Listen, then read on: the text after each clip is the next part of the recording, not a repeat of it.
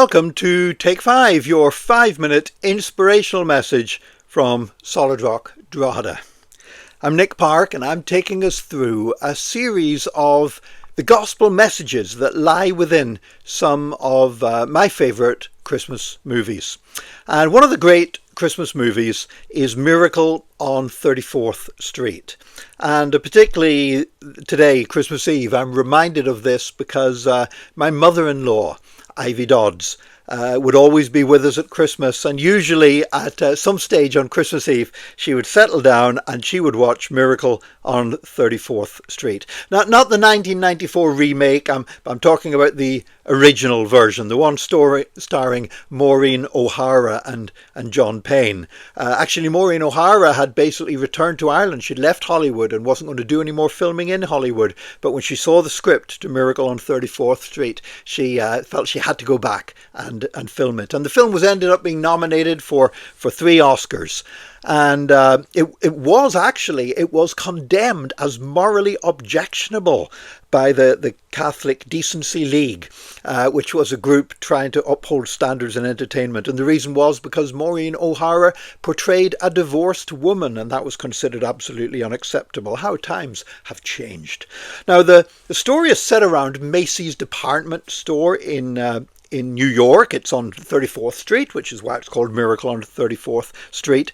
And Janice and I actually did visit Macy's a number of years ago. We were in New York and we went, let's go and see Macy's. And we went in and Janice went downstairs to the ladies' department. I said, I'll go up to the men's department and we'll meet up again somewhere. And you know what? As I began to go up the elevator and realized how big Macy's was, I thought there's no way, thousands of people here were never going to meet, so we raced back and went round together to avoid getting lost. But anyway, A Miracle on 34th Street, set in Macy's department store, where they're having their parade, and there's a Santa supposed to be participating in their parade down the street, and the guy that's supposed to be playing Santa is drunk. And there's this character, Kris Kringle, who objects to this and goes and complains to the organizer of the parade that Santa is drunk. And the organizer looks at him and realizes, well, Kris Kringle himself looks a little bit like Santa. He said, would you play the part? And he does. And it turns out, as the film goes on, that apparently he really is Santa.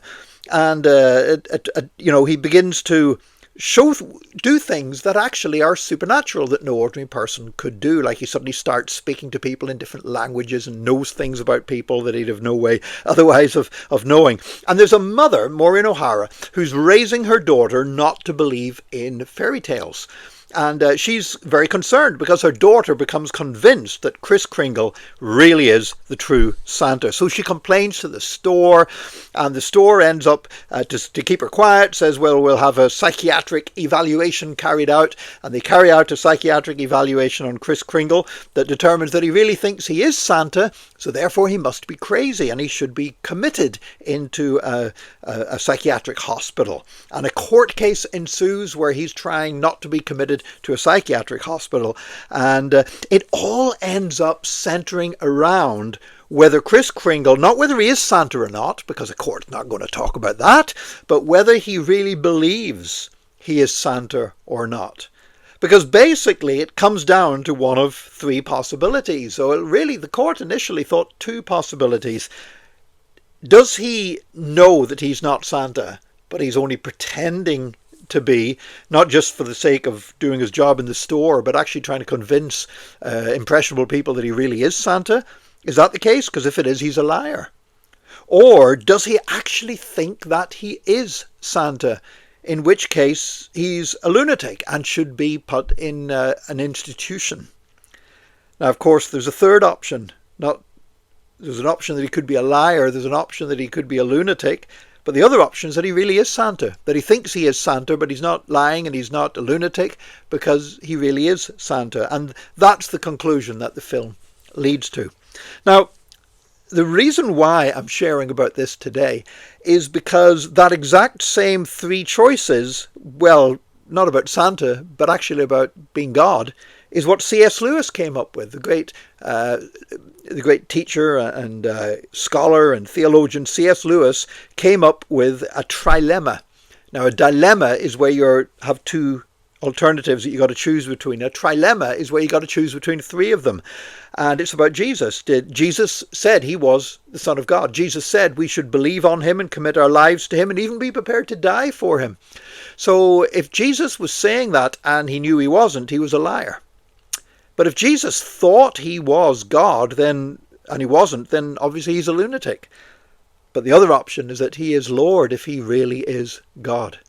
And so what on Miracle on 34th Street became a story about Santa. Is Kris Kringle a liar, a lunatic, or is he really Santa?